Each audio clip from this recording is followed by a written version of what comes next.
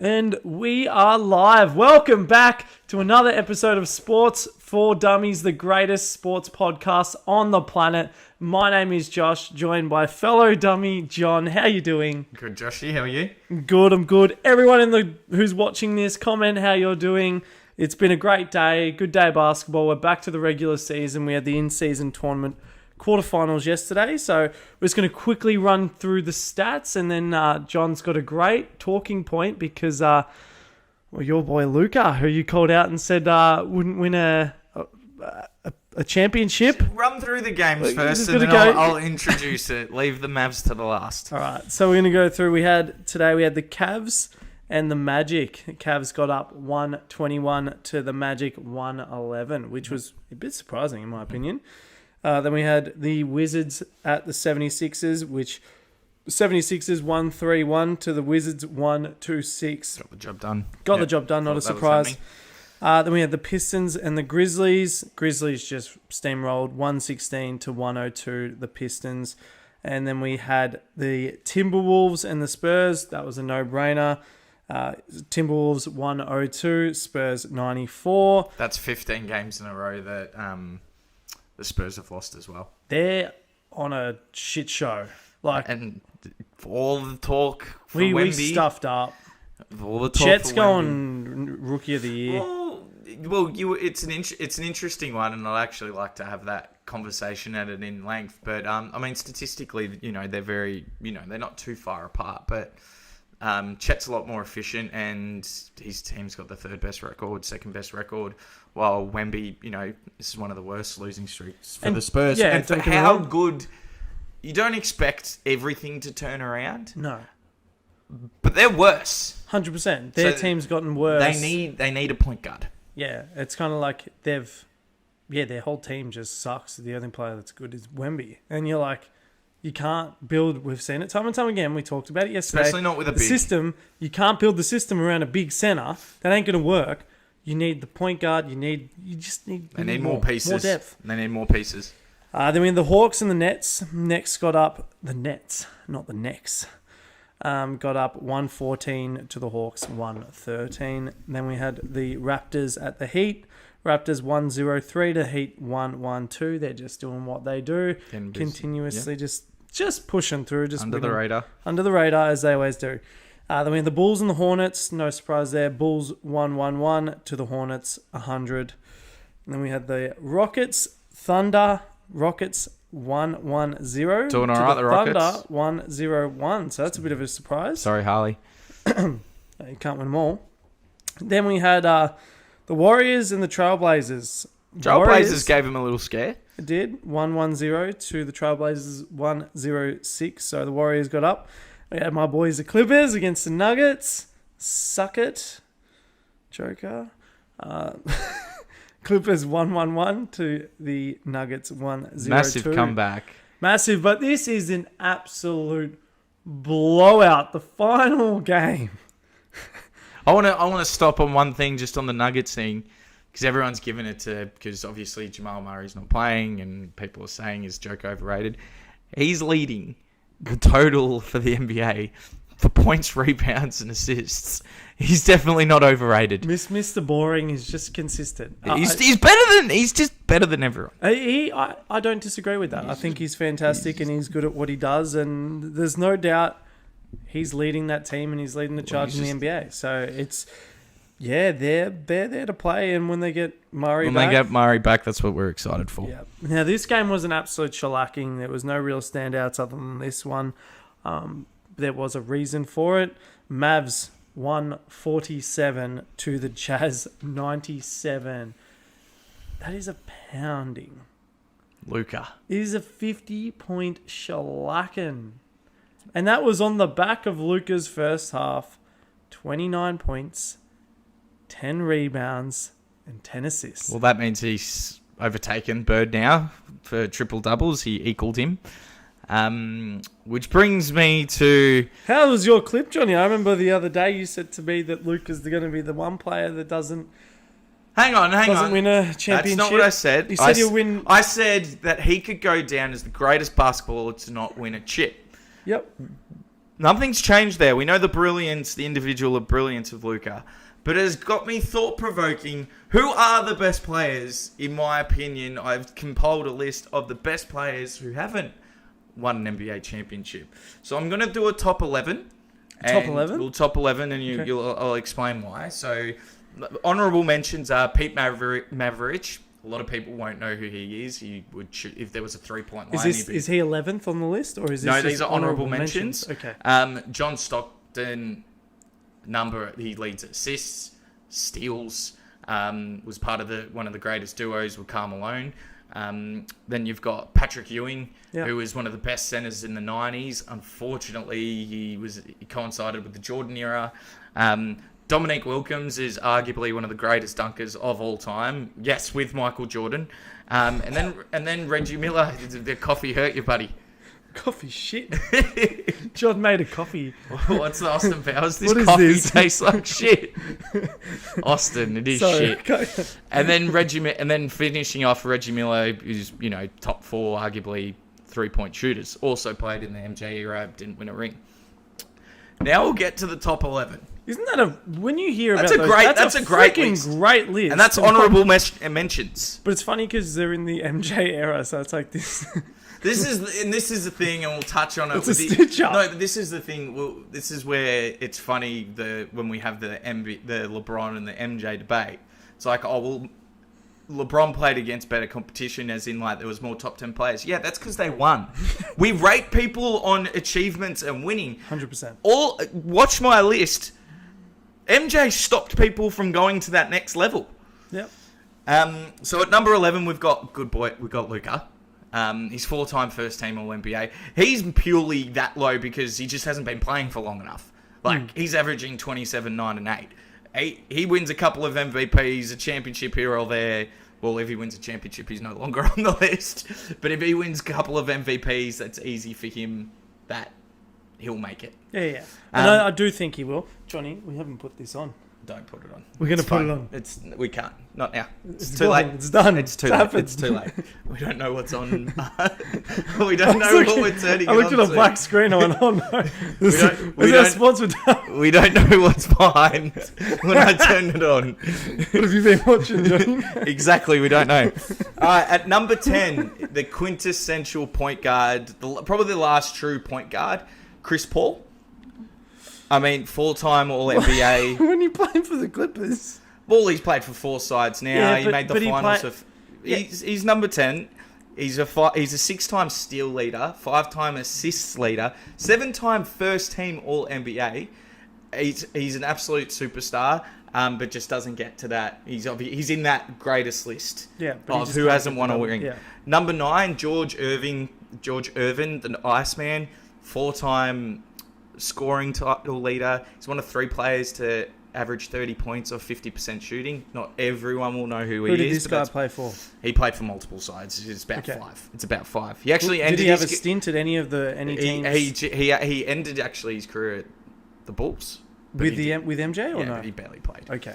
He barely played. That's good to know. Number 8. So this is why I did a top 11, because this guy has an asterisk to him. So Elgin Baylor is a 10-time first-team All-NBA. Who's this guy? Elgin Baylor is one of the greatest scorers. So he's 4th for scoring points per game.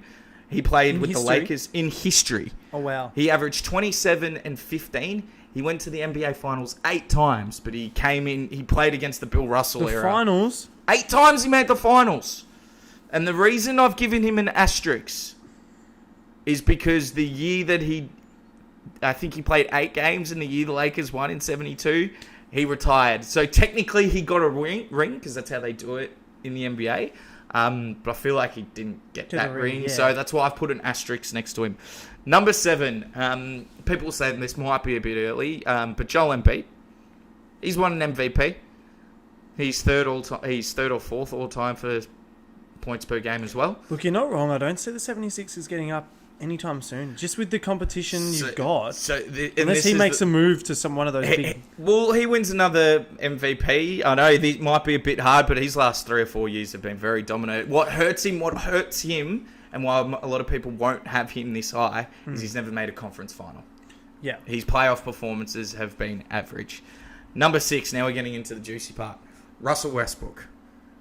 He's the most athletic point guard of all time, and he is just a dog. He's just a beast. 6'3", attacks the basket. He's won multiple assist titles, a couple of scoring titles. He averaged a triple-double that hadn't been done for 40 years and has now made the triple-double irrelevant. He 100%. averaged it for 4 years, and he made an NBA Finals as a baby. Fifth, this guy, don't worry about height, 6'1", Allen Iverson. That's a big name. That's a big name. 3-time steal leader, 3-time scoring champion, averaged 26 points per game. Took the lowly Philadelphia 76ers at the time to the NBA Finals against Kobe. Unfortunately, came up against Kobe and Shaq and stopped them from clearing the whole playoffs without a loss. He took a game on them by dropping 50 on his head. That guy could ball. At 4, now everyone's going to be surprised here. Fat Harden. Fat Harden at number 4. I'm not surprised because until he became Fat Harden, he was actually a good Harden. I've always his problem is more the playoffs. He's won an MVP, 6-time first team All NBA. He's won multiple assists and scoring titles, and for 3 years averaged over 30, and he averaged 36 points 1 year, which is third in NBA history. Wilt Chamberlain has like 20 of those records. Yeah.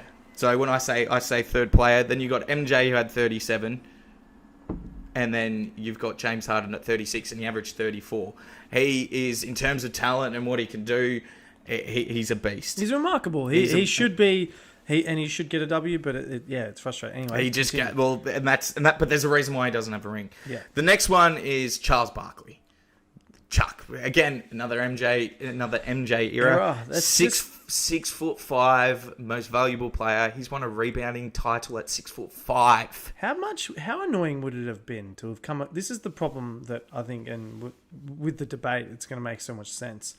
These players you're talking about, the caliber of these players, they are the biggest, well-renowned NBA players who come on, they talk, they're talk show hosts, they do all these things, they're still around, but they're some of the best players to have ever played on the court, yet they never won because they played against the best fucking player of all time, who just couldn't be stopped. Well, on the Dream Team, on that famous Dream Team, Charles Barkley was the best player. Averaged 22-12 rebounds for 6'5" or 54% shooting. For his career. Bloody hell. Number 2, now everyone's going to doubt me on this one. This one's a bit controversial. And in terms of talent, he's below everybody else. Go. Hit me with your best shot. Steve Nash.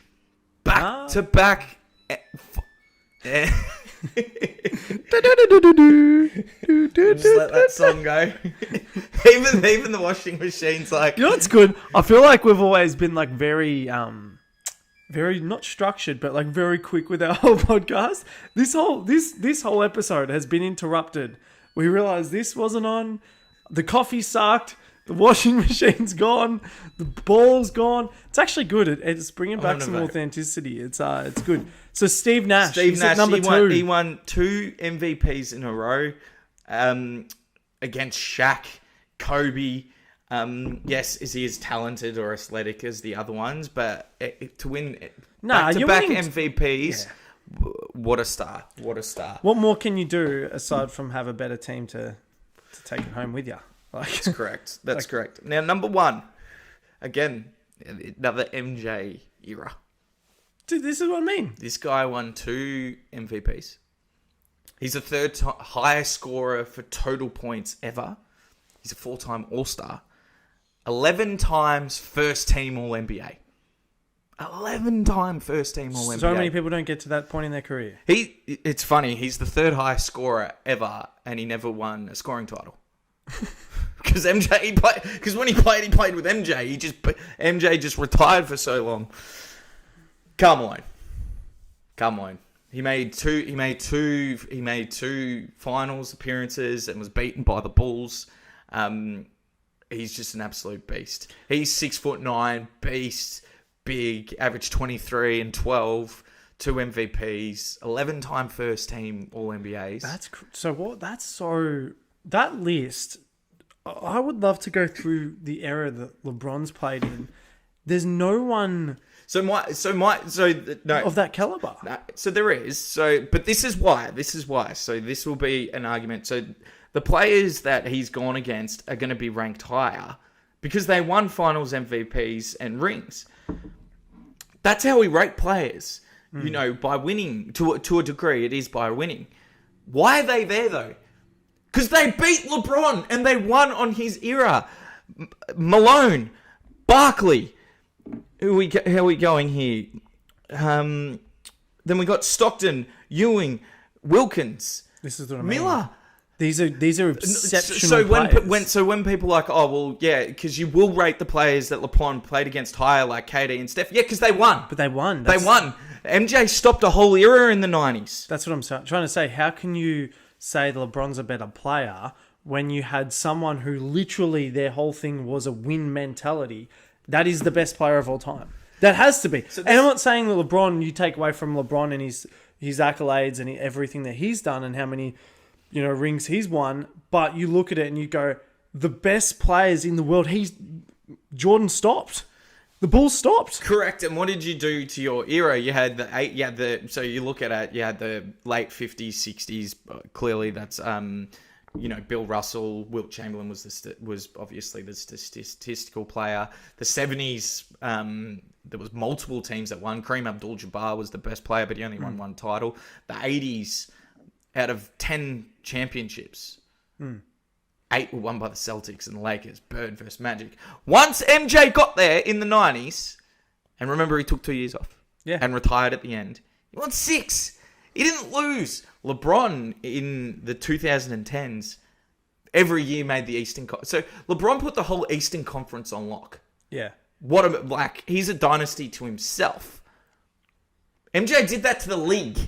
That's what I mean. To the league. So to say, yeah, there's an argument that, these players are higher. Yeah, because they won. But why did they win? So we'll leave it at that. But I think Karl Malone, I think that's a good list. And it was just very thought-provoking with Luka. I love Luka. And what a game. Can we just say this? What a game he had today. I think, what did he end up having? I think it was like 40. Let's just. He had 40, 11, and 12. I'm going to get this up because it was too big. And what I said was he would be 40, 11 assists and 10 boards. So he just calmed it down in the second half. So, and this is the thing. I'm not saying... I said he would be the greatest player ever to not win. I didn't say he was a scrub. There's fundamental issues with someone who has to be the system, unless you're LeBron James. That's why I reckon he will end up at the top of this list. 100%. No doubt. I'm just not sure how his way of basketball until he figures out. And he's smart enough to do it. If they can find a coach, become part of a system. Systems, there's not a lot of systems in basketball, though. It's always high pick and roll, though. Yeah. But yeah, it's not taking a shot at him at all. And that list is it's an elite list. You do have to win at the end of the day, though. Well, that's why we're playing team sports. We're playing to win, and at the end of the day, if these players can have all the accolades on their own, but at the end of the day, I'm sure they would trade everything to have a ring on their finger. Correct. And to have won what everyone was fighting for the whole season. And that would be the hardest thing. But that is, when you bring up that MJ and LeBron debate, like you said, LeBron might have had the Eastern Conference down pat, but Jordan stopped legends from winning, and that's the scary thing. Jordan and the Bulls. I shouldn't just say Jordan, but and then because you can go on the list, who did LeBron stop here? Well, we should go through. Well, on this list is James Harden, but he was stopped by the Warriors. I was going to say, and Chris Paul. Yeah, absolutely. We can put Chris Paul was on the East, but he was also on the West as well. So, yeah, it's an interesting point. I'm not going to use I'm not going to use Joel Embiid or Luka because. As good as LeBron is, it's not like they're much younger than him now. That's got nothing to do with him. I'm talking about when he was, in his era, when he was prime. I mean, and that's a testament to how good he is still because he's year 21 and he's a top 5 player, if not top 10. Like he's still No, awesome. he's still in the top 5. He's doing pretty damn good. He's still a beast. But I'm very happy with that list. It's just amazing that you disregard all these players, but from the question, the statement I made, I'm like, who do I actually, who are people who haven't won? And that's a pretty good list. Yeah. You'd want any of those people on your side. 100%. We've got 2 games coming up tomorrow. I think it's the in-season tournament semi-finals. So we've got the Bucks and the Pacers and the Lakers and the Pelicans. So we've got Giannis and Lillard coming up against, the Pacers. Halliburton. I could say Halliburton, but the Bucks are going to win. And then we got LeBron taking on the Pelicans, and they're just going to get up. And I'm going to jump in because this is again to add to apparently LeBron's legacy. We're in round 18, 19, yeah. Like this is really what it is. People are legit making an argument that if he wins this tournament, that's something to go against Michael Jordan. What? So winning? No. This was on. How? This was on first things this first. Is bullshit. This That's was on bullshit. first things first. Win the title. If LeBron wins this year, I'll still have MJ above him. If LeBron wins the title this year at year 21... Can I just say this? How many titles of the in-season tournament would have Jordan won then? Well, let's just go back to every round 19. Exactly. And look at where the stats lie then. Anyway, just a stupid thing to even compare to. It's not the title. It's an in-season tournament. I'll tell you why they do it. To give the players who don't earn enough some more cash and the fans to watch the regular season at the start. And make the players... Make them play and not go fat hard and go, I'm too fat, I can't play today. I saw an interesting comment on social media and it was like, has it worked? And I'm like, it hasn't. It's worked in the sense that the players are actually playing for it, seeing awesome basketball. 100%. So that's worked from that standpoint. Yep. How gross is it, though, that these guys get paid hundreds of millions of dollars and we have to incentivize them to do the job? There's fundamental errors here, but we could... And not only that, the amount of sponsorships that they get outside of the court, this is the crazy... Anyway, it's stupid, like we're talking about, the fact that we have to incentivize the players to play when they're getting paid ridiculous money for being... Absolute joke. Yeah, it's stupid. But anyway, it's not LeBron. If you win it, good on you. About in time. Congratulations for round 19. Congratulations for winning nothing. Well, I'm going to go again if that's how we're going to view it. If he loses then, I'm giving him another finals loss. 100%. If he can get credit for this, no. If he loses again, that's another championship gone. I agree. No, which is ridiculous. Yeah, but this is what I mean. It's stupid. But anyway, we're going to wrap this one up, guys. Thank you so much for watching. We will see you in the next one. Please drop us a like, subscribe, and ring the notification bell. We really appreciate your view.